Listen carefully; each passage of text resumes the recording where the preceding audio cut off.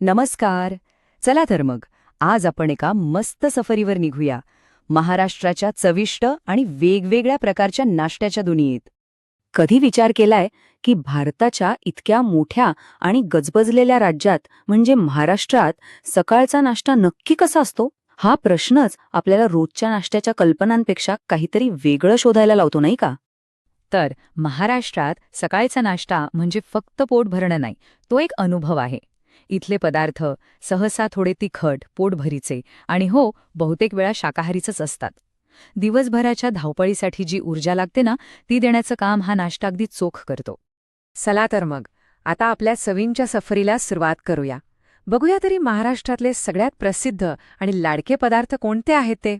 आणि आपल्या या सफरीचा पहिला थांबा, हा पदार्थ तर महाराष्ट्रातल्या जवळजवळ प्रत्येक घरात बनतो. सगळ्यांचा आवडता कांदेपोहे. हे बघा, किती साधे घटक आहेत. पोहे, परतलेला कांदा, थोडी हळद आणि मसाले. पण यातून जी चव तयार होते ना, ती अप्रतिम असते. आणि वरून ती कोथिंबीर आणि लिंबाचा रस, क्या बात आहे. त्याने तर चवीत अजूनच जाण येते. पण थांबा, गोष्ट इथेच संपत नाही. पोह्यांमध्ये पण व्हरायटी आहे. एकीकडे आहेत गरमागरम शिजवलेले कांदे पोहे, तर दुसरीकडे आहेत दडपे पोहे, जे न शिजवता बनवतात. त्यात कच्चा कांदा आणि ताजं खोबरं घालतात. त्यामुळे त्याची चव एकदम ताजी आणि पूर्णपणे वेगळी लागते. चला आता पुढच्या पदार्थाकडे जाऊया. नाव ऐकूनच तोंडाला पाणी सुटेल. मिसळ पाव. हा फक्त एक पदार्थ नाहीये, हा तर चवींचा एक झणझणीत धमाका आहे. मिसळपावची गंमत त्याच्या थरांमध्ये आहे. सगळ्यात खाली मोड आलेल्या मटकीची उसळ, त्यावर तो झणझणीत लाल रस्सा, ज्याला तर्री किंवा कट म्हणतात, आणि मग वरून कुरकुरीत फरसाण, बारीक चिरलेला कांदा आणि कोथिंबीर. आहा, हे सगळं मऊ लुसलुशीत पावासोबत खाताना जी मजा येते ना, ती शब्दात सांगणं कठीण आहे. एकदम परफेक्ट मिसळ कशी तयार होते? आधी वाटीत उसळ घ्यायची, मग त्यावर तर्री ओतायची, आणि मग वरून भरपूर फरसाण आणि कांदा. प्रत्येक स्टेप महत्वाची आहे, तेव्हाच खरी चव येते.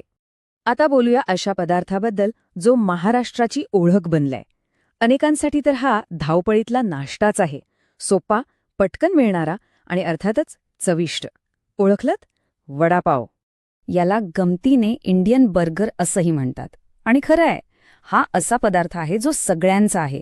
म्हणजे अगदी सगळ्या स्तरातील लोकांचा, सगळ्यांनाच तो आवडतो. बरं, आतापर्यंत आपण काही खूप प्रसिद्ध पदार्थ बघितले. आता थोडं पुढे जाऊया आणि काही अशा पदार्थांबद्दल जाणून घेऊया ज्यांची चव आणि पोट दोन्ही एकदम खास आहेत. पुढचा पदार्थ आहे साबुदाणा खिचडी. हा पदार्थ चवीला तर मस्त असतोच, पण त्याची खरी ओळख आहे ती त्याच्या अनोख्या टेक्स्चरमुळे. तो जो चिवटपणा असतो ना, त्यामुळे. पण अनेकांना प्रश्न पडतो की हा साबुदाणा नक्की येतो कुठून? तर हा सागो पाम नावाच्या झाडाच्या खोडातून काढलेला एक प्रकारचा स्टार्च असतो. त्याचेच हे लहान लहान गोल मोती बनवले जातात. यांना टॅपियोका पल्स असंही म्हणतात. साबुदाणा खिचडी खाताना ना, तोंडाला एकदम वेगळाच अनुभव येतो.